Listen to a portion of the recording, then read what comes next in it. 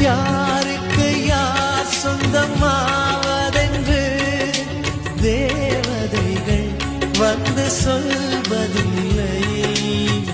விதி என்ற காட்டிலே திசை மாறும் வாழ்க்கையே போகிற போக்கில் பாதைகள் கண்டு வீடு. எண்ணம் போல வாழ்க்கையே எவருக்கும் வாய்ப்பதில்லை.